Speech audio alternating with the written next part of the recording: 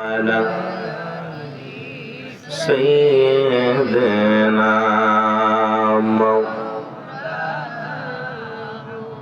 أرجو ربنا اللهم صل على ভাই টোনটা একটু বাড়াই দি সুন্দর করে ঢপ ঢপ যেন হয় না ও বক্সগুলো বন্ধ করবেন বক্স বন্ধ করে মাইক চালাতে ও বক্সগুলো বন্ধ খালি মাইকের আওয়াজটা সুন্দর হবে ওয়ালা আলি সাইয়্যিদিনা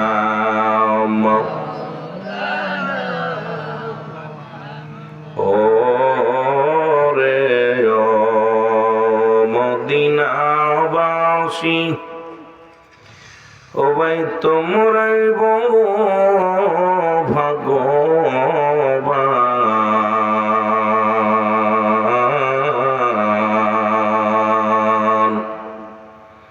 তোমাদের মাঝে আগমন করছেন দুজাহানের পয়গম্বর আল্লাহুম্মা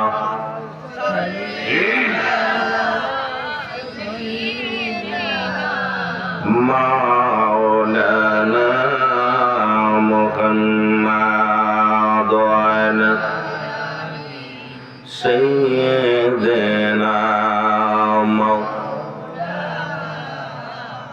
আজকের মাহফিল কবুল করো নসিব করো মদিনা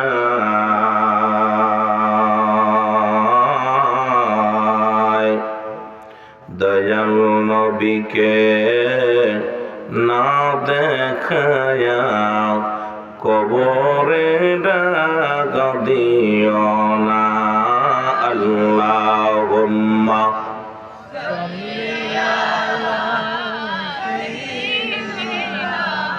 মাওলানা মুহাম্মদ ওয়ালা سيدنا لا إله إلا الله جل لا إله لا إله محمد রবিউল চন্দ্র মাস মোর নবীর নূরে প্রকাশ বিমোহিত আকাশ বাতাস পরম কালেমা মুসলমান লা ইলাহা আরো জোরে লা ইলাহা لا إله إلا الله محمد رسول الله صلى الله عليه وسلم بلغ العلا بكماله كشف الدجى بجماله حسنت جميع خصاله صلى عليه وآله الحمد لله সমস্ত প্রশংসা সেই মহান রব্বুল আলামিনের দরবারে যে রব্বি করিম আজকের কামারকান্দি ইসলামী যুব সংগঠনের উদ্যোগে 22তম ইসলামী সুন্নি মহাসম্মেলন রব্বুল আলামিন আজকের আপনাকে আমাকে এই কামারকান্দি এই স্থানে গোরস্থান স্থানে বসার মতো আসার মতো সুযোগ আল্লাহ বসার মতো সুযোগ দান করলো উচ্চ কণ্ঠে আওয়াজ দেবেন আলহামদুলিল্লাহ। আজকের এই মাহফিল থেকে সালাম ও কদম মুছি জানাই কুল কায়নাতের নবী নবীদের নবী রাহমাতাল লিল আলামিনের পুত পবিত্র কদম মোবারক সালাম ও কদম মুছি জানাই বাংলাদেশের অসংখ্য হক্কানি ওলি আল্লাহদের কদম মোবারকে যাদের কথা আল্লাহ তাআলা কোরআনুল কারীমের মধ্যে সূরা ইউনূসের মধ্যে 11 নম্বর পারা 62 নম্বর আয়াত আল্লাহ নিজেই ঘোষণা করা আলা সাবধান ইন্নানি চারা ইন্না উজুল্লাহি আল্লাহর তরফ থেকে যারা ওলি হয় লা নাই খৌফুন শব্দের অর্থ ভয়, আর অবস্থান করা হুমদের করে জানন তাদের কোনো চিন্তা নাই ভাবনা নাই। মেরকাত শরীফ মেরকাত 10ম খণ্ড 722 নম্বর পৃষ্ঠা, তাফসীরুল বায়ান 5ম খণ্ড 524 নম্বর পৃষ্ঠা। রাসূল আকরাম সাল্লাল্লাহু আলাইহি ওয়াসাল্লাম নিজেই বয়ান করেন আলা সাবধান ইন্নানি চারা ইন্না উজুল্লাহি আল্লাহর তরফ থেকে যারা ওলি হয়েছে লা ইয়ামুত তাদের মৃত্যু নাই। আজকের এই জমিনের মধ্যে শাহজালাল শুয়ে আছে, শাহপরান শুয়ে আছে, ফুলতুলি সাহেব কেবলা শুয়ে আছেন, বদরপুরি শুয়ে আছেন, নাসিরউদ্দিন সিপাশালা সহ 360 জন আউলিয়া সিলেটের অলিগলির মধ্যে শুয়ে আছেন। প্রত্যেকের পুত পবিত্র কদম মোবারকে জানায় হাজারো সালাম। সালাম জানান আজকের মাহফিলের সম্মানিত সভাপতি সাহেব, দিগার উলামা ইকরাম, মসজিদের ইমাম সাহেব, মুসল্লিগণ, সামনের প্রশ্ন আসে কান জাকের আমদার মুকরাম মুসলমান ভাই বন্ধুগণ, পর্দারের মা বোনেরা, সকলকে আবারও সালাম জানা। আসসালামু আলাইকুম ওয়া রাহমাতুল্লাহি ওয়া বারাকাতুহু। আপনারা ভালো আছেন? জোরে বলেন, ভালো আছেন? ভাষা বোঝেন নাই? আমাকে এত দূর থেকে এনে যদি কিছু না বুঝতে পারেন, আমি মনে করি স্থানীয় আলেমদেরকে দিয়ে ওয়াজ করানো উত্তম, যেহেতু এক দেশের গালি এক দেশের বলি। তা আমার বাড়ি মাগুরা, ঢাকা থেকে ফিরে 300 কিলো দূরে, সেখান থেকে আপনাদের এখানে আরও এরম 300 কেন, সব মিলে 600-700 কিলোমিটার দূর। এত দূর থেকে আমাকে এনে যদি আপনারা এত কষ্ট করে সারাটা দিন গাড়ির মধ্যে জার্নি করে এসেছি, এখন ক্লান্ত দেহ মোবারক, খুবই কষ্টের মধ্যে আছি, যেহেতু আবহাওয়ার সঙ্গে চেঞ্জ। তারপরে যদি আপনারা আমাদের ভাষা না বোঝেন, আমি মনে করব কমিটি এটা ভুল ডিসিশন নিছে। কমিটি ডিসিশন নিবে যে ভাষাগুলো বুঝতে পারবে এলাকার মানুষ, সেই বক্তাগুলো দাওয়াত দিয়ে আনা, যেহেতু তাদের কথা দ্বারা আমরা উপকৃত হব, হেদায়েতমূলক কথা বলবে। কিন্তু আমি বললে যদি আপনারা না বোঝেন, আপনারা না বললে আমি যদি না বুঝি, আমি এটার পক্ষে না। যদি আপনারা না বোঝেন বলবেন হুজুর আমি বুঝতেছি না, কিন্তু বোবা মেরে থাকতে পারবেন না। আমি বোবা মানুষের লগে ওয়াজ করতাম না। বোবা মানুষ নিয়ে কানা বোবা এই সমস্ত মানুষকে বোঝানোর মতো ক্ষমতা আমার নাই। সুতরাং আপনাদেরকে অনুরোধ করব, আপনারা কি কথা বোঝেন? যদি বলেন বোঝেন, তা সালাম দিলাম সিলেটের অঞ্চলে। সিলেটের মানুষ সালামের জব যেভাবে দিল, আমার মনে হচ্ছে 1 মাসের রোজা হয়তো আপনারা সবাই অতিবাহিত করছেন। কয় মাস? রোজার এখনো দেরি আছে। আপনার ফেব্রুয়ারি মাসের 18 তারিখে খাইতে হবে, 17 বা 18 তারিখ খাইতে হবে। তো রোজার এখনো প্রায় 1 মাসের উপরে আছে। 1 মাসই ধরেন, আজ 18 তারিখ, 1 মাস। তার আগেই যদি আপনারা ক্লান্ত হয়ে যান, তাই এই বাকিগুলো দিন কেমনে পার করবেন, এইটাই আমার বুঝি আসছে না। আপনারা একটু সালাম দেন দি। ওয়ালাইকুম আসসালাম রাহমাতুল্লাহি ওয়া বারাকাতুহু। জোরে বলেন আলহামদুলিল্লাহ। যেখানে আসার জন্যে সবচেয়ে বড় ভূমিকা আমার কাদের ভাই, যার মাধ্যমে আমি আপনাদের এলাকায় মনে নতুন, আপনাদেরকে এলাকায় মনে আর ঢুকি নেই। সব মিলে কাদের ভাইয়ের মাধ্যমে জনাব হযরত মাওলানা আব্দুল কাদের সাহেব, তোনার মাধ্যমে আপনাদের এলাকার মানুষ যোগাযোগ হয়েছে। যোগাযোগের মাধ্যমে পরে আমি এই গুনাহগার এখানে আসছি। রব্বুল আলামিন যেন কিছু কথা বলার তৌফিক দান করে, সকল বলুন আমিন। সকলে পড়ুন লা ইলাহা ইল্লাল্লাহু মুহাম্মাদুর রাসূলুল্লাহ সাল্লাল্লাহু আলাইহি ওয়াসাল্লাম। আশহাদু আল্লা ইলাহা ইল্লাল্লাহু وحده لا شريك له واشهد ان محمدا عبده ورسوله। জোরে জোরে চিল্লায় বলা যাবে না মারহাবা। এই দুনিয়ার মুসলমান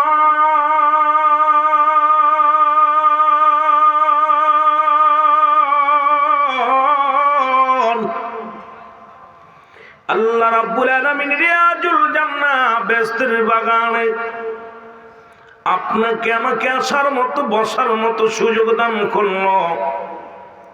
এ সময় কত মানুষ জেলখানায়, কত মানুষ হাসপাতালে, কত মানুষ মৃত্যু শয্যায় সজ্জিত। রব্বুল আলামিন আপনাকে আমাকে হাসপাতালে নেন নাই, দুনিয়ার মধ্যে জেলখানায় নেন নাই, পৃথিবীর সর্বোচ্চ উত্তম জায়গা। গতকাল কই ময়দানটা ছিল একটা পরিত্যক্ত জায়গা বা একটা ধানের ক্ষেত, আজকে জায়গাটার নাম হলো রিয়াজুল জান্নাহ, বেহেশতের বাগান। আগে বেহেশত তারপরে বাগান, ব্যক্তির কারণে জায়গার দাম বেড়ে যায়। আজকে কোরআন হাদিসের খাতিরে, ওলামায়ে কেরামের খাতিরে এই জায়গাটা কোনো সাধারণ জায়গা নয়, এই জায়গাটার নাম হলো রিয়াজুল জান্নাহ, বেহেশতের বাগান। জোরে জোরে চিল্লায় বলো মারহাবা। মদিনার মাটু মাটি, বাংলাদেশের মাটু মাটি, মদিনার মাটি গায়ে লাগলে গুনাহ ঝরে যায়। মদিনার বুকে যে সমস্ত হাজী ভাইরা মদিনা শরীফে গেছেন, মক্কা মদিনার মাটি গায়ে লাগলে গুনাহ ঝরে যায়। বাংলাদেশের মাটি গায়ে লাগলে চুলকানি রোগ হয়। আমি রুহুল আমিন যদি বলি সিলেটের মাটিতে শাহজালাল শুয়ে আছে, শাহপরান শুয়ে আছে, ফুলতলি সাহেব কেবলা শুয়ে আছে, এই জমিনের মাটিগুলো গায়ে লাগলে গুনাহ ঝরে যাবে। আমাকে আপনারা পাগল বলবেন, মাতাল বলবেন, আমাকে গুন্ডা বলবেন, বদমাইশ বলবেন, কিন্তু এই মাটিতে নবীর কদম পড়ে নাই, যার কারণে এই মাটির এত দাম নয়। কিন্তু মক্কা মদিনার মাটির দাম বাড়ছে আমার নবীর খাতিরে, নবীর সম্মানে। যে মাটি গায়ে লাগলে গুনাহ ঝরে যায়। মদিনা শরীফে এক খণ্ড পাথর আছে, যেটা গায়ে লাগলে জীবনের, ও যুবক শোনো, এই পাথরের মধ্যে চুমা দিলে জীবনের গোনাগুলো ঝরে যায়। কমলাপুর রেল স্টেশন, সিলেটের রেল স্টেশনে সুন্দর সুন্দর পাথর পাওয়া যায়, জাফলংয়ে পাথর পাওয়া যায়, তামাবিলে গেলে পাথর পাওয়া যায়। এই পাথরের মধ্যে চুমা দিলে প্রস্রাবের গন্ধ পাওয়া যায়। পাথরে পাথরে বেশ কম আছে, জায়গায় জায়গায় বেশ কম আছে। সুতরাং মদিনার মাটু মাটি, বাংলাদেশের মাটু মাটি, মদিনার পাথরও পাথর, বাংলাদেশের পাথরও পাথর। সুতরাং এই জায়গা আগামীকাল জান্নাতের বাগান হইব না। আজকে এই জান্নাতের বাগানের দাম হলো কোরআনের সম্মানে, মুসলমান উলামায়ে কেরামের সম্মানে। ও যুবক বন্ধুরা শুনে নাও, আগে হলো জান্নাত, তারপর হলো বেহেশতের বাগান, আগে হলো বেহেশত, তারপর হলো বাগান। সুতরাং এই জান্নাতে ছুটে আসবে একমাত্র জান্নাতি পাগলেরা। জাহান্নামীরা এই বাগান চিনব না, তারা জীবনেও আসতো না, কারণ তাদের কপাল পোড়া, তাদের কপাল মন্দ। জোরে জোরে চিল্লায় বলেন ঠিক কিনা? যতই আপনি বোঝান, যদি বলা হতো হই হই কাণ্ড রই রই ব্যাপার, আসিতেছে এক ঝাঁক ডানা কাটা পড়ি, নাসিবে কিডা কমলা সুন্দরী। হাই হাই, এলাকার মধ্যে এইরকম সামিয়ানাও দেওয়া লাগতো না, টিকিট 500 টাকা, কিন্তু সিরিয়াল কাটতে হতো 3 দিন 5 দিন আগে থেকে সিরিয়াল লাগাতে হতো টিকিটের জন্য। জোরে বলেন ঠিক কিনা? যেমন বাংলাদেশে খেলা হচ্ছে, IPL খেলা হচ্ছে না, কি যেন BPL খেলা হচ্ছে। সিলেটের জমিনে কদিন খেলা হলো, গত কয়েকদিন আগে দেখলাম সিলেটের টিকিট কাউন্টারে আগে বিলাক হয়ে গেছে, এক টিকিটেরটা 500 টাকা। তারপরও 2 দিন 3 দিন আগে যে খেলা দেখার জন্য টিকিটের অপেক্ষা আছে। হাই কপাল পোড়া, কিন্তু এখানে ঢুকলেই জান্নাত। ভিতর দিয়ে ঢুকবে, প্রতিটা কদমে কদমে সগীরা গুনাহ মাফ হয়ে যাবে, প্রতিটা কদমে কদমে সগীরা কবিরা গুনাহগুলো আল্লাহ ছোট ছোট সব গুনাহ মাফ করে দিবে। কিন্তু এইখানে মানুষের অভাব, আশার অভাব। জোরে বলেন ঠিক কিনা? এ আমার ভাইয়েরা, আমার বন্ধুরা, আমার মানুষের মৃত্যু হয় 2টা টাইমে গো।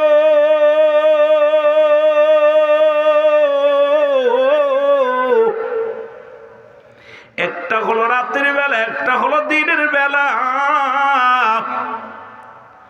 দিন শুরু করেছিলাম, মৃত্যুবরণ করি নাই, রাত শুরু করে দিলাম, এখনো মৃত্যুবরণ করি নাই। আগামীকাল সূর্যোদয় হবে, আগামীকাল আমি আপনি সকালে ফজরের নামাজ পড়তে পারবো, আগামীকাল আমি আপনি সূর্য দেখতে পাবো, এমন কোনো গ্যারান্টি কেউ দিতে পারবেন এখানে বইয়া? কথা বলেন পারবেন? যত বড় সিলেটি হন, যত বড় কুমিল্লা হন, সিলেটি হন, রংপুর হন, আর বাংলাদেশি হন, আর ইউরোপ কান্ট্রি হন, আমেরিকা হন, লন্ডন হন, যখন মালাকুল মউত চলে আসবে একটা সেকেন্ড সময় দিবে না, একটা মিনিট সময় দিবে না। কারণ পরবর্তী সময় আপনার আমার জন্য কি নিয়ামত বয়ে আনতেছে আপনি নিজেও জানেন না। কত যুবক, কত যুবক দুনিয়া থেকে বিদায় হয়ে গেল রে। গত পরশুদিনকে দেখলাম, ও মুসলমান, ফরিদপুর করিমি ফিল্ম স্টেশনে কোথায় একটা তেলের পাম্পে যুবক চাকরি করে। আপনার আমার মতো তরতাজা যুবক, সে জানতো না যে আমার মরণটা এমনি হবে। সে কখনো ভাবতে পারে নাই তার মরণটা এমনি হবে। আইরে মানুষ কেন যেন নিষ্ঠুর হয়ে গেছে। ওই তেল পাম্প থেকে তেল বোঝাই করে নিয়ে যখন যায়, অপরাধ তার তেলের টাকা চাওয়া। আপনারা যারা ফেসবুকে দেখছেন, নেটে দেখছেন, অপরাধটা শুধু তেলের টাকা চাওয়া। এই এক অপরাধে গাড়ি দিয়া চাপা দিয়া দুনিয়া থেকে বিদায় করে দিছে। উনি জীবনেও জানতো না ওনাকে দুনিয়া থেকে চলে যেতে হবে। উনি জীবনেও জানতো না যে টাকা চাটা আমার অপরাধ হবে। উনি জীবনেও জানতো না যে আমার শেষ রাত স্ত্রী পুত্র সন্তানের কাছ থেকে বিদায় নিয়ে আইছে, বাবা আইছে। মুসলমান কর্মস্থানে আসছেন, কিন্তু রব্বুল আলামিন এই কর্মস্থল থেকে এই দুনিয়া থেকে বিদায় করে দিছে। সুতরাং মানুষ কেন যেন একটা নিষ্ঠুর হয়ে গেছে। এই মানুষের দিলে কোনো দয়া নাই, মানুষের মনে কোনো মায়া নাই, মানুষের অন্তর যেন পশুর চাইতে পাষাণ্ড হয়ে গেছে। এই মুসলমান শুনে নাও, প্রতিনিয়ত ওয়াজ হচ্ছে, প্রতিনিয়ত ওলামা একরাম আসতেছে। এই সমাজের মধ্যে ওলামার অভাব নাই, আলেমের অভাব নাই, মসজিদের অভাব নাই, ওয়াজের অভাব নাই, কিন্তু হেদায়েতের অভাব বর্তমান জামানায় ঈমানের বড় ঘাটতি দেখা দিছে। ধরে বলেন ঠিক কিনা? একটু মহব্বতের সঙ্গে দুরূদ শরীফ পড়েন। আল্লাহুম্মা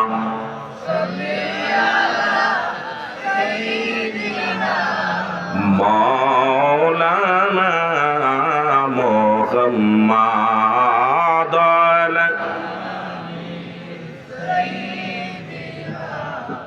মাওলানা মারু জোরে বলেন আল্লাহুম্মা সাল্লি আলা মাওলানা মুহাম্মাদ ওয়ালা সাইয়্যিদিনা এ দুনিয়ার মুসলমান,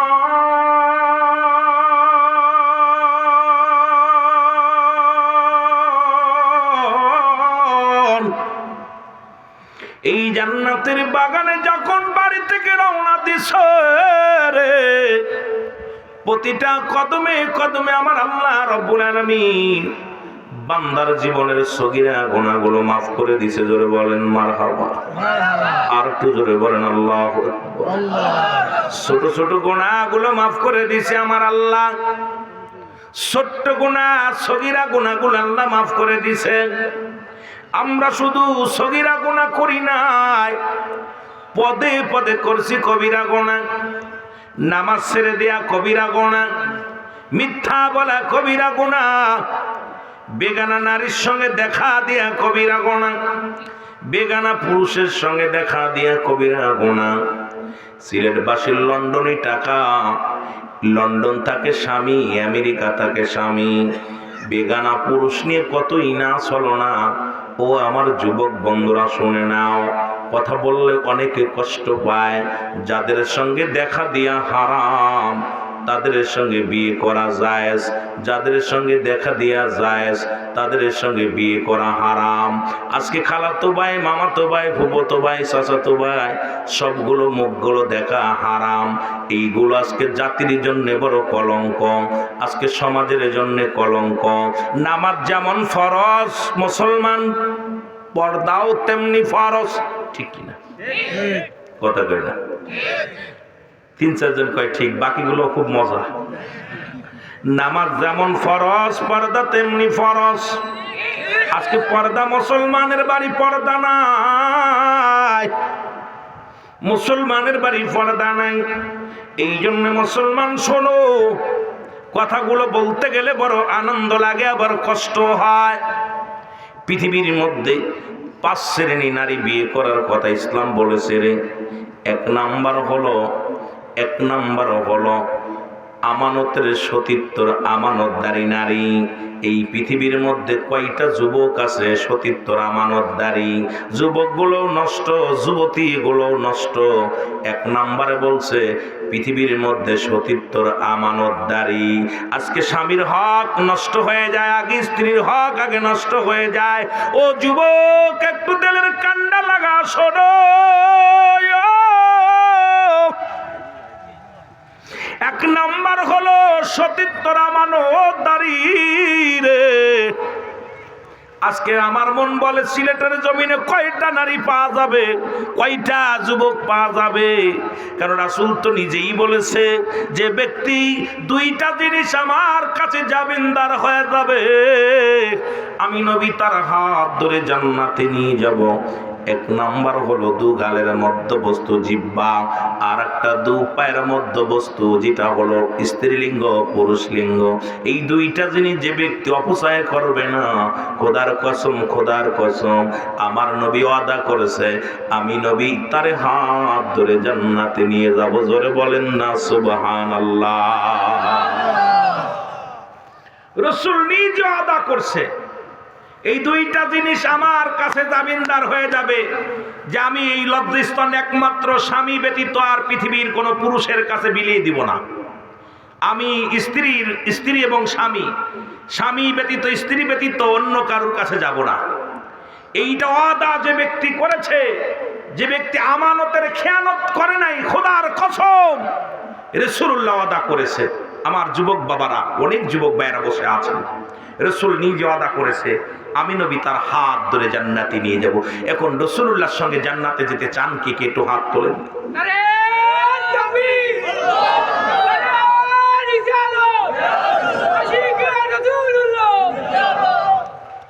যদি হাত উঠাইলেন, এখন আপনার বিবি ছাড়া অন্য কারোর কাছে জীবন দিয়া দিবেন। নবী সাহাবীরা জীবন দিয়া দিছে, তবু তাদের সতীত্ব নষ্ট করে নাই। মা সুমাইয়ার দেখছেন অবস্থা, প্রথম শহীদ হয়েছিলেন মা সুমাইয়া। আহা, আবু জেহেল যখন তাকে নির্যাতন করা শুরু করেছিল, উলঙ্গ করে তার তলপেটে মুসলমান বল্লভ ঢুকিয়ে দিয়েছিল, তবু ঈমান দেয় নাই। কারণ পৃথিবীর মধ্যে জীবন দিয়া গেছে, ঈমান দেয় নাই। জোরে বলেন না মারহাবা। আর আমাদের মেয়েরা এখন বলা লাগে না, এমনি ওরা নিজেরাই প্রস্তুতি। নাউজুবিল্লাহ বলেন না, আরো জোরে বলেন নাউজুবিল্লাহ। এর মাহফিল দিয়া যদি একটা মানুষ হিদায়াতের মধ্যে আসে, তাহলে আমাদের মাহফিল সার্থক। মাহফিল দিয়া শুধু ওয়াজ করবো আর টাকা কামাইবো, আপনাদের কাছ থেকে নিয়ে যাবো, আর আপনাদেরকে একটু সুর দিয়ে যাব, মোটামুটি তারে নারে দিয়ে বুঝায় চলে যাব, এটা চিন্তা করে আসি নাই, কথা এখনো শুরু করি নাই। কথা হলো যে একটা মানুষ যদি এই যে 22তম না কততম 22টা বছর মাহফিল হচ্ছে, এক বছরে যদি একটা করে যুবক হেদায়েতের মধ্যে আসতো, 22টা বছর 22টা যুবক পাইতাম, 22টা মানুষ পাইতাম। কিন্তু মাহফিল প্রতিনিয়ত হচ্ছে, তাবারক খাচ্ছি, কমিটি বড় বাড়ছে, সব বাড়ছে, বক্তা বড় বড় নামি দামি বক্তা আনতেছি, কিন্তু মাহফিল দিয়ে কি হচ্ছে? মাহফিল দিয়ে কি হচ্ছে? আগে ছিল মানুষের মসজিদ ছিল কাঁচা, ঈমান ছিল পাকা, এখন মসজিদ হয়েছে পাকা, ঈমান একেবারেই ফাঁকা। জোরে বলেন ঠিক কিনা? ঈমান নাই বললে চলে। ব্যক্তির জীবনের অমূল্য সম্পদের নাম হলো রুহু, আর মানব জীবনের অমূল্য সম্পদের নাম হলো ঈমান। রুহুবিহীন যেমন বডির কোনো মূল্য নেই। এখনই আপনি মারা যান, আমার বাবারা কবরবাসীর স্মরণে মাহফিলটা, যদিও যুবকদের উদ্যোগে সুন্দর একটা কল্পনা করছি, এলাকার সকল মোর্দাগানের জন্য সবের একটা সুযোগ পাইছেন। মারহাবা বলেন না? আর একটু জোরে বলেন। আপনি আমি দেখতে শুনতে আমাদের সভাপতি সাহেব কে বসছে, সব সুন্দর আছে, রুহুটা নাই, ওনাকে কি বলবে? কি বলবে? লাশ। কি বলবে? মরহুম বা মরহুমা। মহিলা হলে মরহুমা, পুরুষ হইলে মরহুম। কি আশ্চর্যজনক! মাইকে অ্যানাউন্স করতেছে আপনাদের ইমাম সাহেব, উনি নামাজ শেষে বলতেছে, কি গ্রামটার নাম কি? কামারকান্দি জমিনের আমাদের সভাপতি সাহেবের নাম কি যেন বললো? ইসলাম উদ্দিন ভাই ইন্তেকাল করছে আজ সকাল সন্ধ্যা 7টায় ইন্তেকাল করছে। ইন্না লিল্লাহি ওয়া ইন্না ইলাইহি রাজিউন। জোরে বলেন ঠিক কি না? এইবার কি বলবে? মরহুমের জানাজার নামাজ আগামীকাল সকাল 10টায় অনুষ্ঠিত হবে।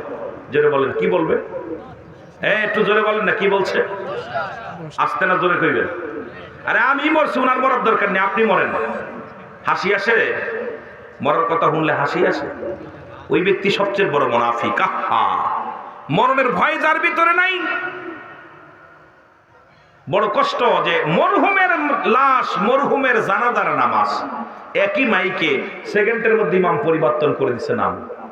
একটু আগে বলল ইসলাম উদ্দিন, রুহুল আমিন, অমক উদ্দিন, অমক তমক উদ্দিন, সিরাজ উদ্দিন, কিন্তু আর নাম বলতেছে না। ইমাম সাহেব বলে লাশটা তাড়াতাড়ি নিয়ে আসো, এই মায়াতের লাশটা সামনে আনেন। বলবে না ইসলামের লাশটা আনো, বলবে না ইসলামের কাফন পরাও, বলবে না ইসলাম উদ্দিনের গোসল করাও, বলবে না ইসলাম উদ্দিনের ই করাও, কাফনের কাপড় পরাও, বলবে না ইসলাম উদ্দিনের জন্য দোয়া করো, বলে মায়াতের জন্য দোয়া করো। জোরে বলেন ঠিক কিনা? পৃথিবীর 3টা বিপদ। নাম্বার 1 হলো মানুষের মরণ, নাম্বার 2 হলো কবর, নাম্বার 3 হলো কিয়ামতের ময়দান। প্রতিটা মানুষের ভিতরে এই 3টা বিপদ আসবে। মরণ নাই কার কার? একটু হাত তোলেন দেখি। আসেনি? সিলেট জেলার মানুষ মরণ নাও থাকতে পারে 2-4টা, যারা লন্ডন টন্ডন থাকে। যদি হায়াত যদি কিনা যাইতো তাহলে লন্ডনে বাসী, কারণ বাংলাদেশে আমরা জানি দ্বিতীয় লন্ডন বলা হয় সিলেটবাসীকে, ঠিক কি না? আমরা জানি, আপনারা জানেন কি জানি না, আমরা জানি দ্বিতীয় লন্ডন বলা হয় আপনার সিলেটবাসীকে। কিন্তু সিলেটে এমন ফকির আছে সারাদিন ভরে 10 টাকা ভিক্ষাও পায় না। অনেকের ঘর নাই, বাড়ি নাই, অনেক অসহায় রাস্তায় পড়ে আছে, আবার অনেকের বাড়িতে থাকার মানুষ নাই। জোরে কোন ঠিক কি না? অনেকের লন্ডন প্রবাসী, আমেরিকা প্রবাসী, আপনার জাপান, ফ্রান্স, অনেক বড় বড় রাষ্ট্রে তারা আছে, কিন্তু দেখা যায় বাড়ি পড়ে আছে, অনেক সুন্দর সুন্দর বাড়ি পড়ে আছে, কিন্তু এই বাড়িতে থাকার মতো মানুষ নাই। আবার অনেকের আছে থাকার মানুষ আছে কিন্তু ঘর নাই, থাকার জায়গা নাই। মানুষ আছে, থাকার জায়গা নেই। এই জন্যে আমার বাজানেরা, সর্বশ্রেণী মানুষই এই সিলেটের জমিনে আছে। সবাইকে আল্লাহ কবুল করুক। তবে সবচেয়ে ভাগ্যবান সিলেটবাসী যে 360 জন আউলিয়া এই জমিনের মধ্যে একবারে আগমন করছে। মারহাবা বলেন না? আর এই জামানা যে নষ্ট হবে তার একটা প্রমাণ করে দিয়ে গেছেন আপনার সাহেব কেবলা। উনি বলছে বাঁচাও ইমান, বাঁচাও দেশ, সাহেব কেবলার নির্দেশ। তার মানে শেষ জামানায় ইমানও চলে যাবে, দেশও ধ্বংস হয়ে যাবে। এখন দেশের যে 12টা বাজতেছে, উনি ইন্তেকালের আগেই ভবিষ্যৎবাণী দিয়ে গেছে। কারণ আল্লাহর ওলিদের কাছে আসে এলহাম, নবীদের কাছে আসে ওহী। জোরে বলেন ঠিক কিনা? আরো জোরে বলেন ঠিক কিনা?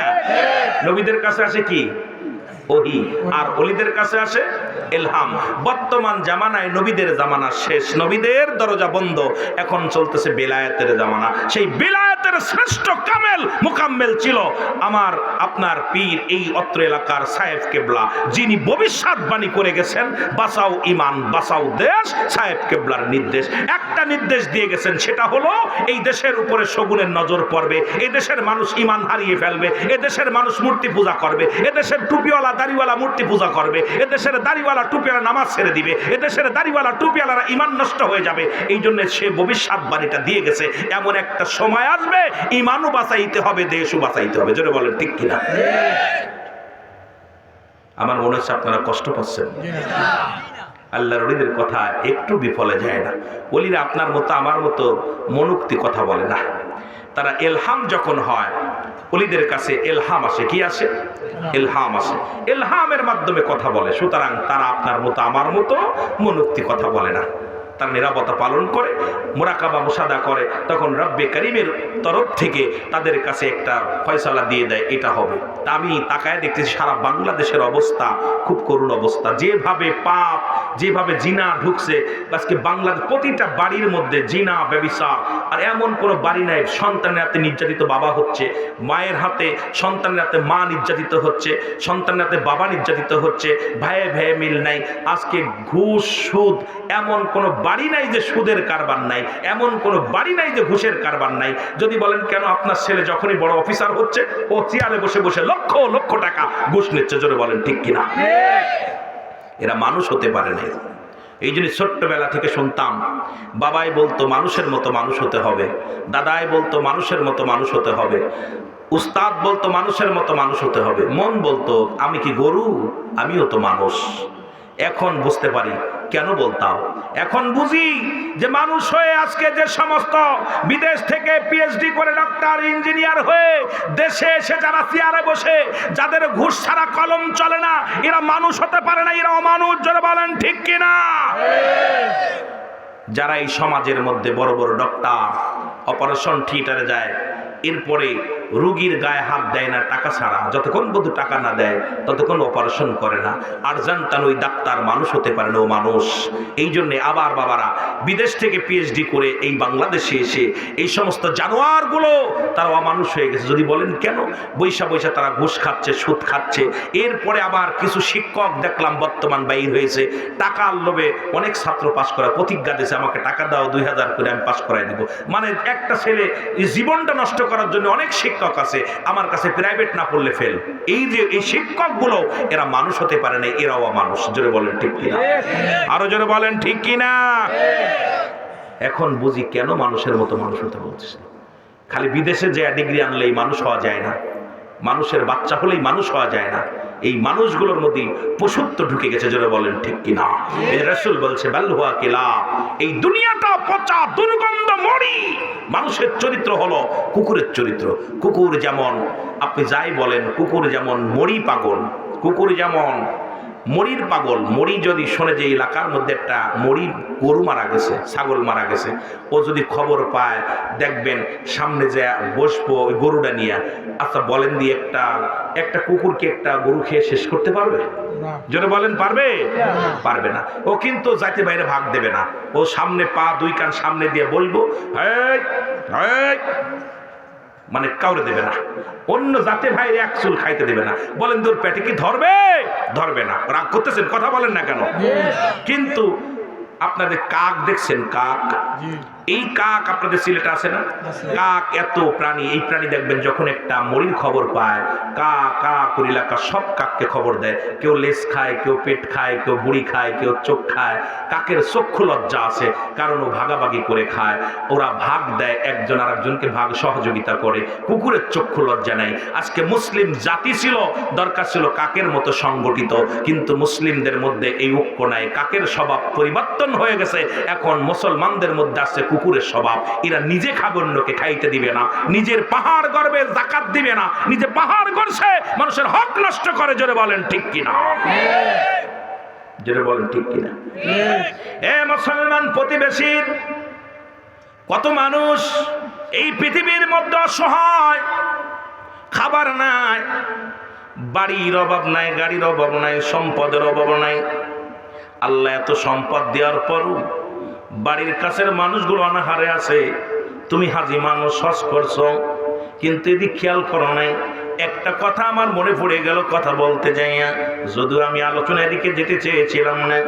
আমাকে কাদের ভাই বলছে একটু কবরবাসীদের আলোচনা, যদি অন্যদিকে, যদিও আপনারা সাবজেক্ট দেন নাই, তবু অনেক লম্বা আলোচনা করা লাগবে, যদি সময় পায়। দেখা যাক। মুসলমান শুনে নাও, এরে মুসলমান, পৃথিবীর মধ্যে এমন একজন ব্যক্তি যিনি আব্দুল্লাহ ইবনে মুবারক, এই পৃথিবীর মধ্যে যার নাম কেউ যদি বলে আমি নাম শুনি নাই, আব্দুল্লাহ ইবনে মুবারকের নাম জানে না, এর মতো আমি মনে করি সে লেখাপড়াও করে নাই। এমন একজন ব্যক্তি যিনি প্রতি বছর মদিনা শরীফ হজ করেন, প্রতি বছর হজ করতে যায়। প্রতি বছর রাসূলুল্লাহর রওজা জিয়ারত না করলে তার মনে ভালো লাগে না। মনে বড় আশা ছিল যাব মদিনায়, বল মনে বড় জোরে জোরে বলেন মনে বড় আশা ছিল যাব মদিনায় ওরে সালাম আমি করব গিয়া সালাম আমি ওর নবীজির রওজায় আমার মনে বড় আশা ছিল যাব মদিনায় বলো মনে বড়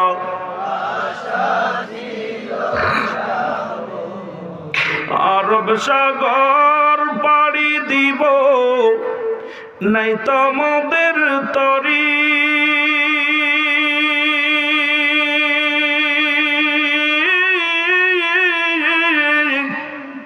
পাখা নয় তো উড়ে যাব ডানাতে ভর করি ওরে আশায় আছে সম্বল নাই আশায় আছে ওরে করি কেউ পায় আমার মনে বড় আশা ছিল যাব মদিনায় বলো মনে বড়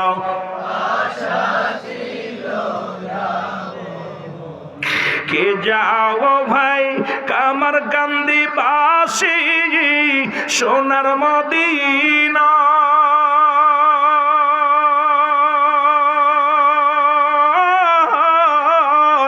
এ গোলামের সালাম খানি দিও গো পৌঁছাই এ গোলামের সালাম খানি দিও গো পৌঁছাই আমার মনে বড় আশা ছিল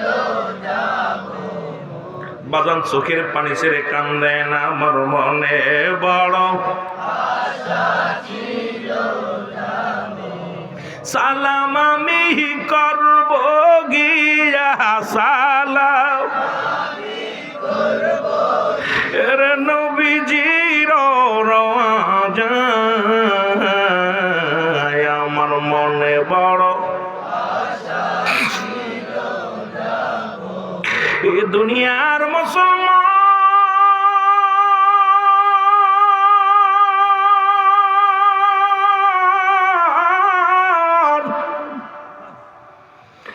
আব্দুল্লাহ ইবনে মুবারক প্রতি বছরে মদিনায় যায় রাসূলুল্লাহ রওজা জিয়ারত করে ধনী মানুষ এই বছরও আব্দুল্লাহ ইবনে মুবারক টাকা পয়সা গোছাইয়া সব কিছু নিয়ে মদিনায় টোপলা বাঁধিয়া রওনা দিয়ে দিছে এমন সময় ছোট্ট ছেলেটা ডাক দে বলে আব্বু আব্বু গো কই যাও কয় মদিনায় যায় কেন কয় রাসূলুল্লাহ রওজা জিয়ারত করতে হজের মৌসুম আসছে আমি ৪৫টা দিন মদিনায় থাকব একদিন নয় দুদিন নয় এই ৪০ থেকে ৪৫ দিন মদিনার মনোহরায় ঘুরব রওনা হয়ে গেল ছোট্ট ছেলে ডাক দে বলে আব্বু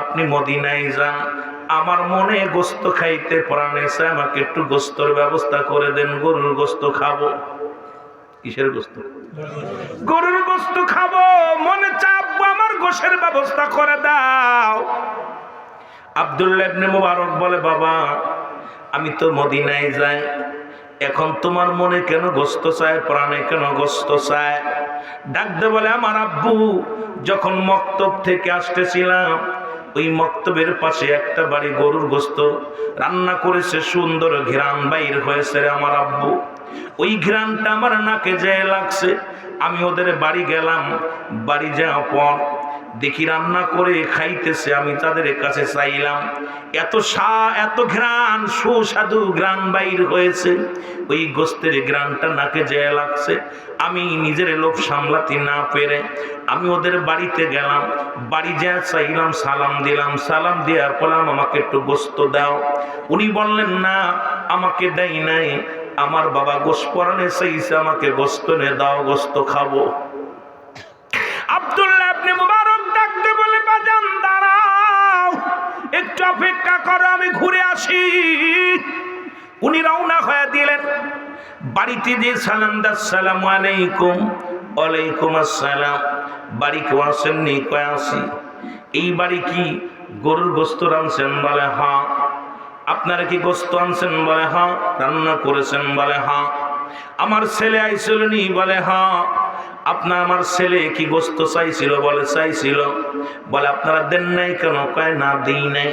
আপনি কি জানেন না প্রতিবেশীর হক রব্বুল আলামিন যারা ব্যবহার করছে প্রতিবেশীর হক বিষয়? সুতরাং আমার বাড়ির পাশে আপনার বাড়ি, আমার ছেলেও মুসলমান, আপনি একজন মুসলিম, সুতরাং আপনি গোস্ত রান্না করেছেন। আমার কলিজার টুকরা সন্তান আছে, তাকে একটা টুকরা দিতে পারতেন, কিন্তু আমি দেন নাই। কেন দেন নাই? বলে কেন দিই নাই এর জবাব আমি তোমারে কেমনে দিব রে মোবারক? আমি তোমারে কেমনে দিব? কারণ তোমার কাছে এই কথা বলে লাভ নাই, কারণ তুমি তো আমাদের খবর রাখো নাই। জোরে জোরে চিল্লায় বলা যাবে না আল্লাহু আকবার। আব্দুল্লাহ ইবনে মুবারক,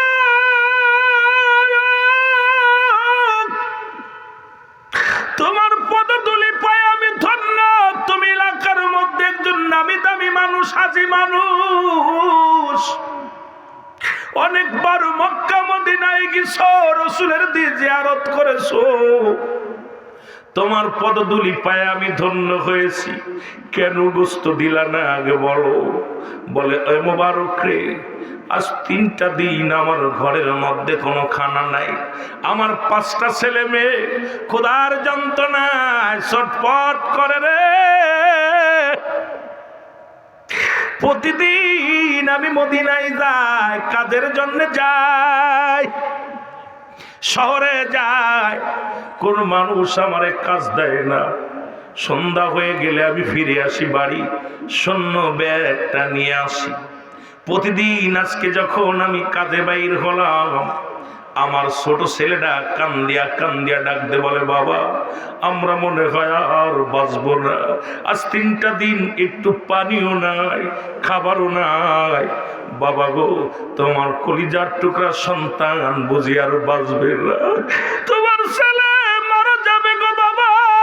আজকে যদি খাবার না আনো বাবা, ও আমার আব্বা জান, এই ক্ষুধার যন্ত্রণায় আমরা মারা যাব বাবা গো। আমি ব্যাগটা নিয়ে রওনা হয়ে গেলাম কাজের সন্ধানে। অলি গলিতে ঘুরলাম, কেউ আমার একটা কাজ দিল না, কেউ আমার একটা কাজ দেয় নাই, এমনকি একটা খুরমাও দেয় নাই, একটা খেজুরও দেয় নাই। যখন আমি বাড়ির দিকে রওনা হয়ে গেলাম ব্যাগটা দিয়ে, আমার ছেলের কান্না আমার হৃদয়ের ভিতরে লাগতেছিল। দুই ছেলের, ছোট ছেলের কান্নাটা, আব্বু ও আমার আব্বু, আমি আর বাঁচবো না, ক্ষুধার যন্ত্রণা সহ্য করতে পারি না। এই কথাটা বারবার আমার কানে ভেসে আসতেছিল। আর ওই সন্তানের চেহারাটা আমার চোখের সামনে বারবার ভাসতেছিল। এ আব্দুল্লাহ ইবনে মুবারক, আমি আসার পথে দেখি একটা গরু মরে আছে। ওই গরুটার গোস্ত শিয়াল কুকুরে ভাগ করে খাচ্ছে। আমি ওই শিয়াল কুকুরগুলো তাড়াইয়া গরুর কি করলাম, ওই গরুটার দেহ মুবারক থেকে, দাপনা থেকে কিছু গোস্ত কেটে এনে আমার কলিজার টুকরা সন্তানদের রান্না করে দিছি। ওই মরা গরুর গোস্ত কেটে এনে আমার সন্তানদের রান্না করে খাইতে দিছি। এ মুবারক, তুমি ধনী মানুষ, তোমার তো অভাব নাই, তুমি একজন হাজী মানুষ, তোমার তার অভাব দেই নাই, এই জন্য তোমার ছেলের গোস্ত দিই নাই, কারণ আমার কলিজার টুকরাগুলো না খেয়ে মারা যায়। এই কারণে আমি ওই মরার গরুর গোস্ত আমার সন্তানদের খাওয়াইছি, তোমারে দেই নাই। এর জন্য আমার অপরাধ কি আমি আপনারে বলতেছি, এই কারণে আমি দিই নাই। এই কারণে আপনার সন্তানের আমি এক টুকরা গোস্ত দিই না। আব্দুল্লাহ ইবনে মুবারক বলে, ভাই দাঁড়াও আমি আসি। এক দড়ি বাড়ি চলে গেলেন। বাড়ি যে বিবিরে কয়, বিবিরে চাউল ডাউল যা আছে তাড়াতাড়ি দাও, আমি কি করলাম রব্বে কারিমের কাছে ধরা পড়ে যাব। আরে আরে বিবি তাড়াতাড়ি আয়, আমি বছর মদিনায় যাব না, হজ করতে যাব না। চাউল ডাউল নিয়ে নিজের মাথায় বেঁধে নিয়ে চলে গেলেন বাড়িতে যাইয়া।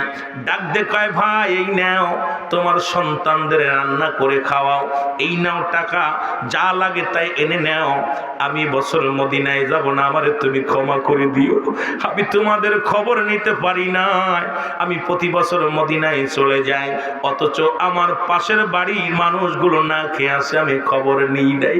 আরে রব্বি কারিম, তুমি যদি আমারে ধরো জবাব দিতে পারবো না রে আল্লাহ।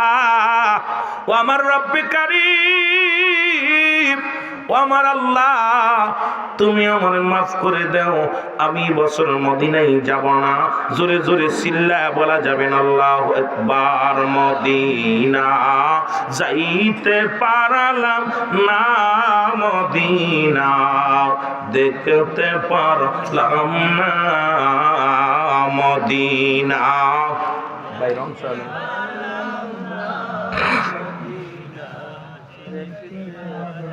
আরো জোরে বলেন, মদিনা যাইতে পারলাম না, মদিনা। বাজান একটু জোরে জোরে আওয়াজ দিয়ে বলেন, মদিনা যাইতে পারলাম না, মদিনা। আমি অসহায় তাই এত দূরে রই, আমি অসহায় তাই এত দূরে রই, দূর থেকে সালাম জানাই, বলো দূর থেকে নাই, মদিনা যাইতে পারলাম না, মদিনা। মহব্বতে জোরে জোরে বলেন, মদিনা।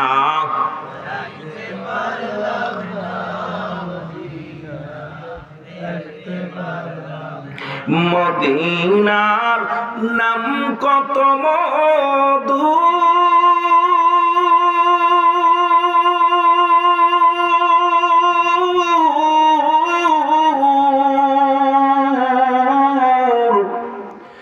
মদিনা আর যে কত দূর,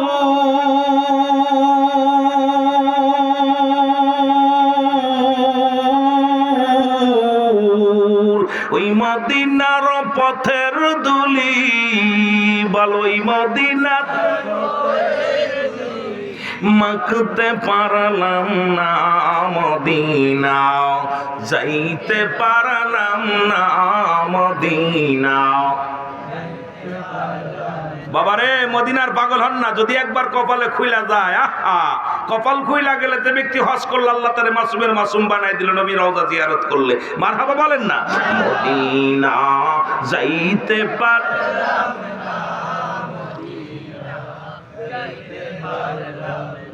আমি অসহায় তাই এত দূরে রই, আমি অসহায় তাই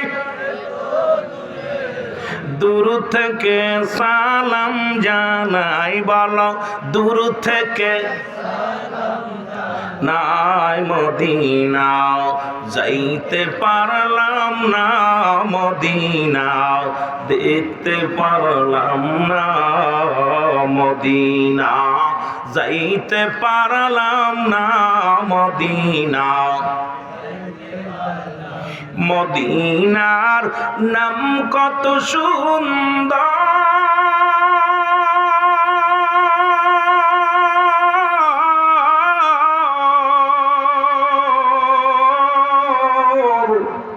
মদিনা কেড়েছে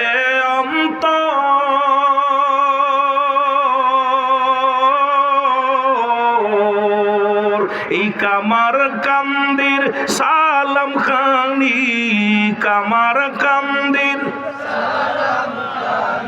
পৌঁছাই দিও মদিনায়, বলো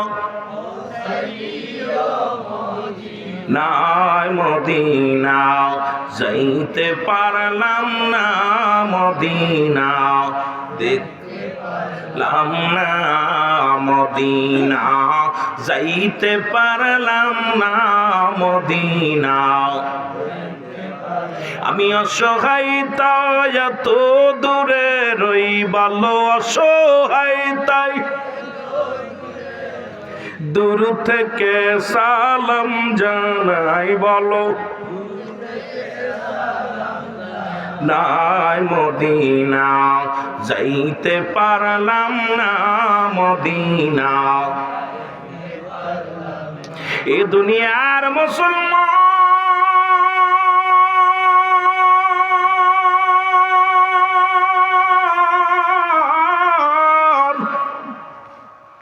দিলের কান্ডা লাগা শোনো, দিলের কান্ডা লাগা শোনো গো। ডাক দি বলে আব্দুল আপনি মুবারক রে, ও মুবারক, তুমি আমার সব কিছু দিয়া দিলা। মুবারক কয় আমি দুনিয়ার মধ্যে যাক, আমি এবছর মদিনায় যাব না, তোমার বাচ্চাদের ভালো মন্দ খাওয়াও বলিয়া মুবারক মদিনা গেলেন না। ৪৫টা দিন পরে হাজী ভাইয়েরা দেশে ফিরে আসছে। সবাই মোবারকের বাড়িতে হাজির। মহল্লার হাজিগুলো এসে বলে, হাজী সাহেব আপনি এমন পাষাণ্ড হয়ে গেলেন, একই তাঁবুর মধ্যে নামাজ পড়লাম, একই তাঁবুর মধ্যে ঘুমাইলাম, একই জায়গা দিয়া নবীর রওজা জিয়ারত করলাম, আপনি কবের ফেলাইতে আসলেন, আমাদের তো বললেন না, না বলে চলে আসলেন। মুবারক কয় খোদার কসম রে, আমি এবছর মদিনায় যাই নাই, এবছর হজ করতে যাই নাই। এরম ডাকতে বলে হাজিরা, ডাকতে বলে মুবারক তুমি হাজি মানুষ মিথ্যা বলো কেন গো? একই তাঁবুর মধ্যে খাইলাম, একই তাঁবুর মধ্যে ঘুমাইলাম, একই জায়গা কত না সময় কাটালাম, তুমি আমাদের থুয়ে চলে আসছো, আর এখন বলো আমি যাই নাই, কেন মিথ্যা বলো? মুবারক কয় খোদার কসম করে বলি আমি এবছর মদিনায় যাই নাই। কয় তপ করলাম একসাথে দৌড়াইলাম, একসাথে ঘুমাইলাম, একসাথে খাইলাম। কই না না, আমি এবছর মদিনায় যাই নাই। রব্বে কারিম ডাকতে বলে মুবারক রে, ও মুবারক শোনো গো, ইলহামের মাধ্যমে জানায় দেয় মুবারক রে শোনো, এই বছরে তোমার দানের ওসিলায়, ও মুবারক এই বছর মক্কা মদিনায় যত হাজি আছে সবার হজ আমি আল্লাহ তোমার ওসিলায় কবুল করে নিছি। জোরে জোরে চিল্লায়া বলা যাবে না মারহাবা। আমি আজকে বাংলাদেশে অসংখ্য মানুষ আছে রে, বারবার মদিনায় যায়, বারবার লন্ডন যায়, বারবার দেশ ভ্রমণ করে, কিন্তু ইউনিয়নের মধ্যে গ্রামের মধ্যে কত যুবক না খেয়ে জীবন যাপন করে, কত মায়ের একটা শীতের কাপড় নাই, কত মায়ে খাবার খাইতে পারে না, রমজান মাসে একটা খেজুর খেয়ে রোজা রাখে, কত মা একটু পানি খেয়ে রোজা রাখে। খবর নেও নাই তোমার মতো ধনী রব্বে কারিমের কাছে কি জবাব দিবা?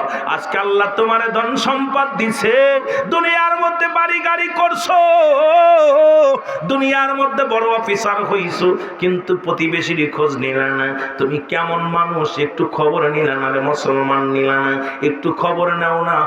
ঈশারের নামাজটা পড়িয়া 40টা বাড়ি ঘর, ঈশারের সালাত আদায় করিয়া আশপাশে যত বাড়ি ঘর দৌড় আছে একটু খবর নাও, কে কোন হালাতে আছে। তুমি তো বাত মুসলমান ধনী মানুষ, ওই শীতের মধ্যে তুমি কি করল না, দরজাটা দিলা, মুসলমান গেট লাগাইয়া শুয়ে রইলা ঘরের মধ্যে। এমন অসহায় আছে সারা রাত আগুন তাপাইতেছে, মুসলমান আগুন জ্বালাইয়া, এই আগুন জ্বালাইয়া সারা রাত কাটাইতেছে, এক টুকরা কাপড় নাই, সে গায়ে দিয়ে ঘুমাবে রে মুসলমান। আল্লাহর কাছে কি জবাব দিবা? জবাব তুমি দিতে পারবা না, জবাব তুমি দিতে পারবা না, কারণ যে কোনো মুহূর্তে দুনিয়া থেকে চলে যাবা, ধনী বলেও দুনিয়া থেকে বিদায়। ধনী গরিব যেই হও না কেন একই জায়গা, বাদশাহ ফকির হ্যায় সবকো একই ঠিকানা। বাদশাহ, ধনী গরিব, প্রধানমন্ত্রী, 3বারের সফল মন্ত্রী ছিলেন মাননীয় খালেদা জিয়া নাকি, উনি মারা গেছেন, ওনার কোথায় রাখছে? কোথায় রাখছে? কবরে। আহা, আপনি মারা গেলে, আমি মারা গেলে সব ওই মাটির কবর। এই জন্য 1 নাম্বার বিপদ হলো মানুষের মরণ, 2 নাম্বার বিপদ হলো কবর, 3 নাম্বার বিপদ হলো কিয়ামতের ময়দান। এর মরণের কথা বলতে গেলে বড্ড ভয় হয়। আল্লামা মুফতি আমজাদ আলী সাহেব একটা কিতাব লিখলেন, কিতাবের নাম বারে শরিয়াত। এই কিতাবের মধ্যে উনি লিখতে যা বললেন, দুনিয়ার মানুষ শোনো, মানুষ যখন সাধারণ মৃত্যুবরণ করে 70টা উটের গায়ের চামড়া জবাই না করিয়া উল্টো দিকে টান দিয়া লবণ আর মরিচ লাগায়া দিলে যতটুকু যন্ত্রণা হয়,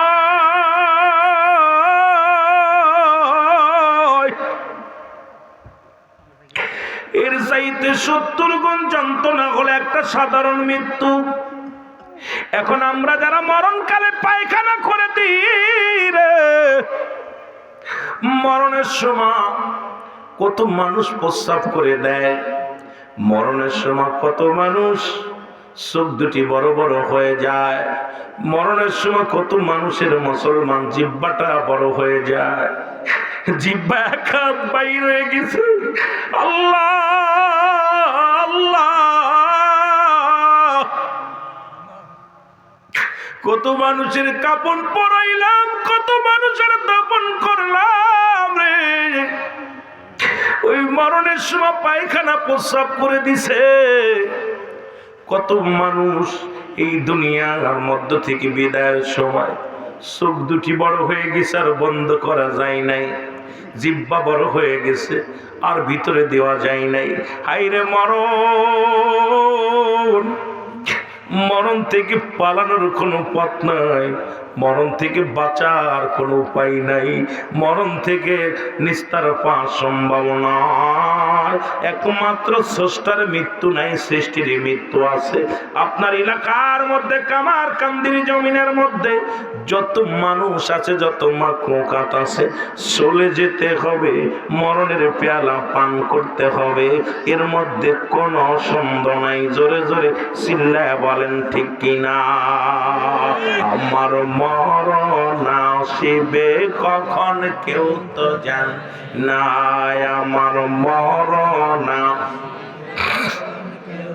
একটু জোরে জোরে বলেন, আমার মরণ আসিবে কখন কেউ তো জান। এ আমি চলে যাব, আমায় তোমরা বইলা যাইও না, আমি চলে যাব। আরো জোরে জোরে বলেন, আমি চলে যাব, আমায় তোমরা বইলা যাইও না, আমার মরণ আসিবে কখন কেউ তো জানি না, আমার টাকা পয়সা দালেন কোটাও যাহা করেছি, সব কিছু ফেলাইয়া বাবা একাই চলেছি রে, আমি সব কিছু ফেলাইয়া আসি। আমি যাবার বেলায় ভেবে দেখি আমার কেহ নাই, আমি যাবার বেলায় ভেবে দেখি নাই, আমার মরণ আসিবে কখন কেউ তো জানি না, আমার মরণ। একটু জোরে জোরে চিল্লায় বলেন, আমার মরণ আসিবে কখন। ডানে বামে মাটি আমার মাটির বিছানা, ডানে বামে একটু জোরে জোরে বলেন, ডানে বামে মাটি আমার। এই পৃথিবী চিরদিনই থাকার জায়গা নয়, অন্ধকার কবর যে তোমার আসল ঠিকানা রে মানুষ, অন্ধকার কবর যে তোমার আসল। এ আমি চলে যাব, আমায় তোমরা ভুইলা যেও না, আমি চলে যাব, না ডানে বামে মাটি আমার মাটির বিছানা ডানে বামে খন্দি বুড়া হয়ে মরবেন কোন গ্যারান্টি আছে কথা কন এখানে যারা বইছেন যুবকরা যারা বইছেন বুড়া হয়ে মরবেন কোন গ্যারান্টি দিতে পারেন আরো যারা বলেন পারেন সব শেষ করলো মান আলাইহা সব শেষ করে দিবে কে আরো যারা বলেন কে বিশ্বাস আছে কার কার বিশ্বাস আছে কার কার একটু জোরে হাত তোলেন না আয় হায় জ্ঞানী মানুষের দেরি হবে কেন সব শেষ করব কে আল্লাহ এ দুনিয়ার মুসলমান গভীর মনোযোগ পৃথিবীর মধ্যে আসার একটা সিরিয়াল আছে যার কোনো সিরিয়াল নাই রে দেখা যায় বাবা জিন্দা সন্তান দুনিয়ার মধ্যে নাই কত বাবা তার সন্তানের দাফন করাইলো কত বাবা তার মেয়ের দাফন করাইলো কত বাবা কলিজার টুকরো সন্তানের নিজ হাতে দাফন করাইলো নিজ হাতে মাটি দিল আবার কত সন্তান বাবার লাশটা কাঁধে নিয়ে কবরে রাখলো ও যুবক শুনে নাও দেখা যায় বাবার কাঁধে সন্তানের লাশ সন্তানের কাঁধে বাবার লাশ দাদার কাঁধে নাতির লাশ নাতির কাঁধে দাদার লাশ বুড়ো দাদা বেঁচে আছে নাতি নাই দাদা হাঁটতে পারে না বিছনায় পড়ে আছে নাতিরে মাটি দিতে হয় কারণ রব্বে কারীম কখন যেন কার মালাকুল মউত যেন কখন পাঠায় দেয় কখন যেন আপনার কাছে চলে আসে ধরা পড়ে যাব বাঁচা সম্ভব নয় ও যুবক বন্ধুরা শুনে নাও তাই তো লোকমান হাকিম 26 জন নবীর কথা কুরআনুল কারীমের মধ্যে উল্লেখ আছে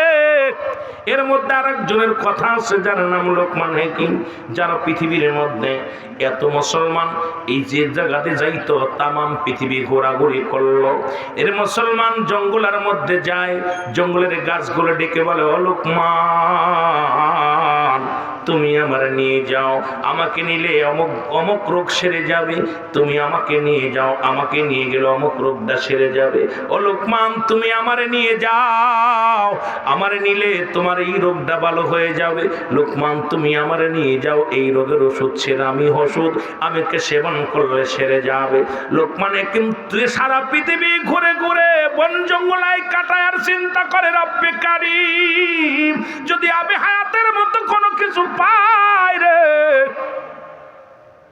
যদি কোন জঙ্গলের গাছ আমাকে ডাকতে বলে লোকমান তুমি আমার নিয়ে যাও জীবনে মরণ হবে না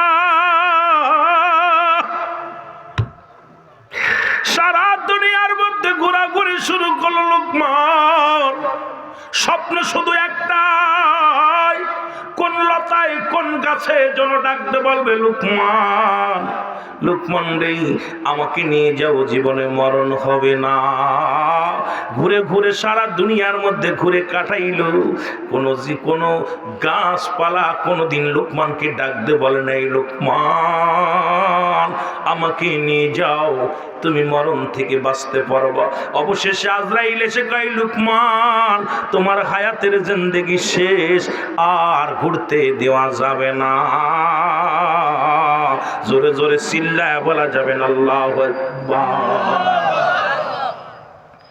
লোকমান হাকিম তার বইয়ের মধ্যে আহা ওনার জীবনের মধ্যে বলে গেছে আয় লিখে গেছে আমি বড় চেষ্টা ছিল যে এই আদম থেকে শুরু করে কত পয়গম্বর কত নবী কত গাউস কুতুব আসলো সবাই চলে গেছে দেখি কোন রোগ সব রোগ গাছে ডাইকা ডাইকা বলে লোকমান হাকিম আমার নিয়ে দাও পেটে ব্যথা সারবে জন্ডিস সারবে ক্যান্সার সারবে এ সারবে ও সারবে গাছে ডাইকা ডাইকা কথা বলতো দেখি দিয়ে আমারে বাঁচার কোনো উপায় পাওয়া যায়নি উনি ঝোর জঙ্গলের মধ্যে বেশি বেশি চলাচলে শুরু করে দিল ঝোরের মধ্যে জঙ্গলের মধ্যে পাহাড়ের মধ্যে সিলেটের বড় বড় পাহাড় আছে এরকম পাহাড় জঙ্গলের মধ্যে ঘোরাঘুরি শুরু করছে স্বপ্নে একটাই যে কে যেন ডাক দিয়ে বলবে লোকমান তুমি ধন্য আর মরবা না কত উজ্জিনী রে বা কত ধনী লন্ডন আমেরিকা চিকিৎসার জন্য যায় 5 বছর পরে আয়া শীত হয়ে যায় ঠিক কিনে হয়তো চিকিৎসা ডাক্তারে আরে হয়তো 10 বছর বাঁচবি কিন্তু তারপরে মারা লাগবে যেরকম আদমের কাছে আসলো আজরাইল, আদমের সালাম, আসসালামু আলাইকুম বাবা আদম। আমি আজরাইল। কেন আইছো? কয় আপনারা নেওয়ার জন্য। কয় নেওয়ার জন্যে? কিতা কও? কয় হায়াত শেষ, যদি আপনি থাকতে চান তাহলে আল্লাহ বলছে কিছুদিন থাকতে পারেন। কতদিন থাকবেন? আদম কইতেছে আজরাইল কয়দিন থাকবো? কয় থাকবেন আপনি কতদিন চান? এই যে একটা বকরি দেখছেন, এর গায়ে যত পশম আছে, এই যে গরু একটা বকরি, এটার গায়ে যত পশম আছে, এত কয়দিন বাঁচতে চলো বাঁচবেন? 1000 বছর, 10 বছর। আপনি কতদিন চান? আল্লাহ সেই কয়দিন দিব। হাঁকা যা, অনেক দিব, অনেক দিব, কত চান? আদম কয় তারপরে কি হইব? তারপরে মরা লাগবো। কথা কয় না রে, কি লাগবো? আদম কয় কাম সারছে, আরো 50 বছর, 100 বছর, 200 বছর বাঁচা পর মরা লাগবো। আজরাইল কয় হ। তা কয় আদম রে, আজরাইল কয়, আদম কইতেছে আজরাইল আমার আর শখ নাই, কারণ বুড়া হয়ে গেছে, আড্ডি গুড্ডি বেকা হয়ে গেছে, এখন মাজা বেকা হয়ে গেছে, চুলগুলো পেকে গেছে, অনেকদিন বাঁচছি, তো যদি মরাই লাগবে তার বেশি থেকে লাভ নেই, নিয়েই যাও। সুবহানাল্লাহ।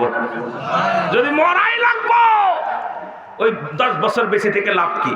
তা মরার আগে একটা কথা, আমার 2টা স্বপ্ন। একটা স্বপ্ন হলো আমার ছেলে, সব ছেলে সন্তান, মেয়ে সন্তান সবার বিবাহ দিছি, একটা মাত্র ছেলে অবিবাহিত আছে, নাম তার শীষ আলাইহিস সালাম।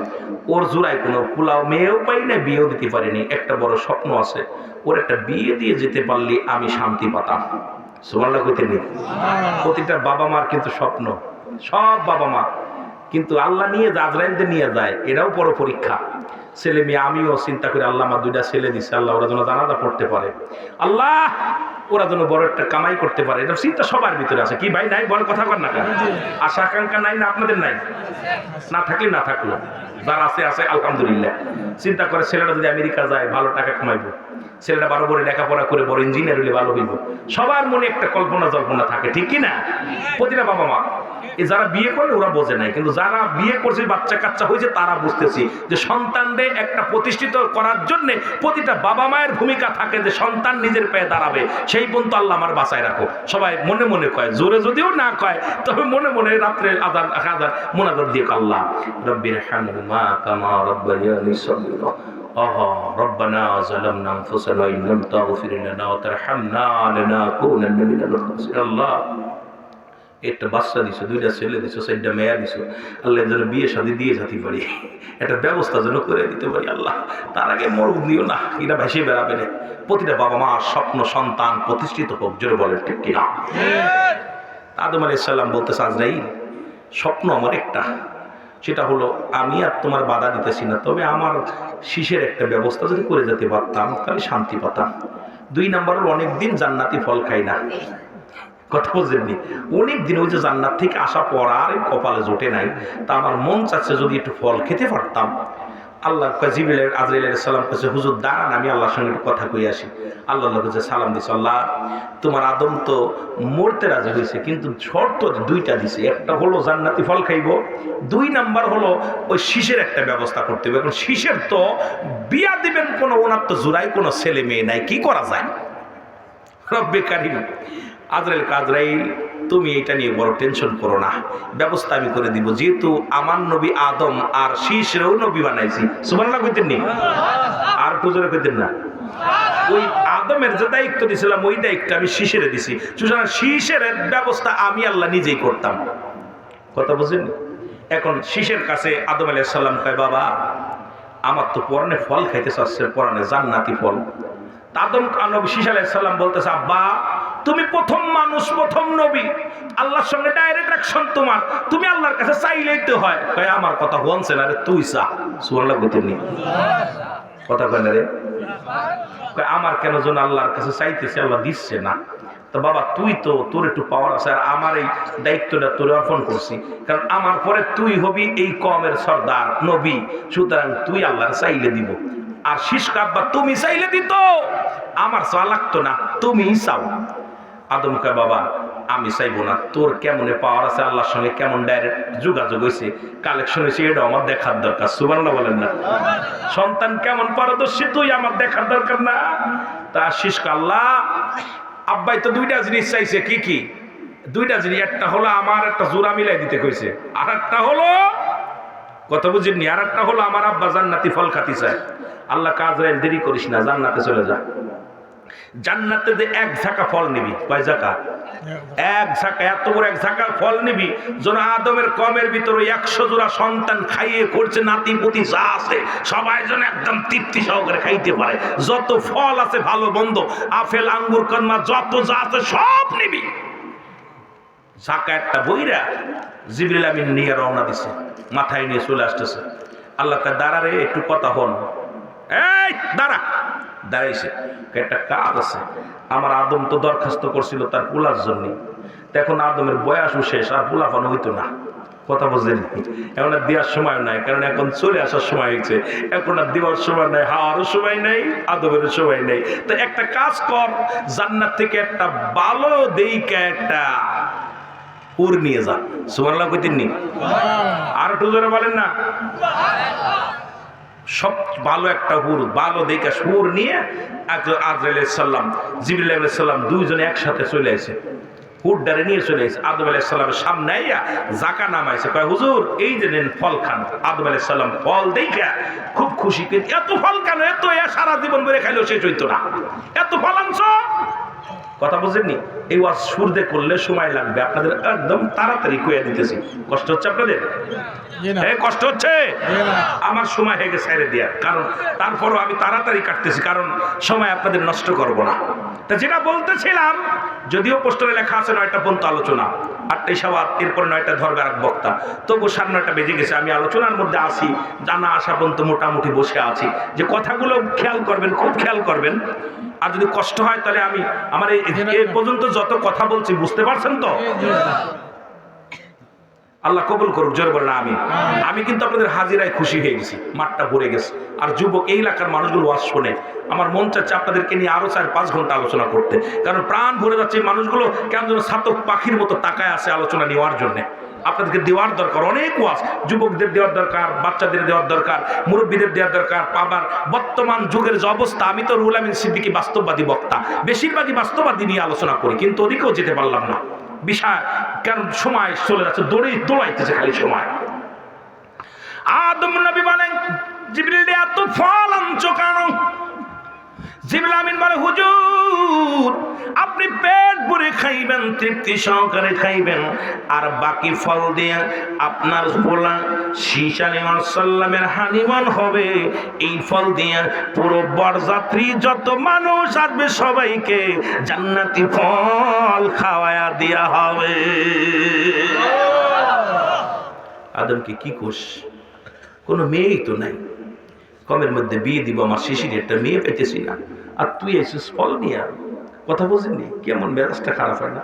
আদম কয়, ফল তো আনছিস, আমার বুঝতে বাকি নাই, চলে যেতে হবে, কিন্তু বড় কষ্ট থেকে গেল রে, ছেলেটার একটা উপায় করতে পারলাম না। জিবরিল আমিন বলে, হুজুর আপনি নিয়ত করেছেন আপনি আল্লাহর পয়গম্বর, রব্বে কারিমের দরবারে কোনো তফুরন্ত নাই, রব্বে কারিমের দরবারে কোনো অবাধ নাই। সুতরাং আপনি কেন চিন্তা করেন? আপনি যে ফল আনছে ফলটাকে গ্রহণ করেন। ফলটা গ্রহণ করছে, এবার দেখে ঝাঁকার পাশে, ওরে মুসলমান, সুন্দরী এক নারী, যা পৃথিবীর মধ্যে এত সুন্দরী নারীর আগে আসেন নাই। আদম আলাইহিস সালামের নজর চলে গেছে। আদম কয়, ও জিবরিল তোর পাশেও গোপনে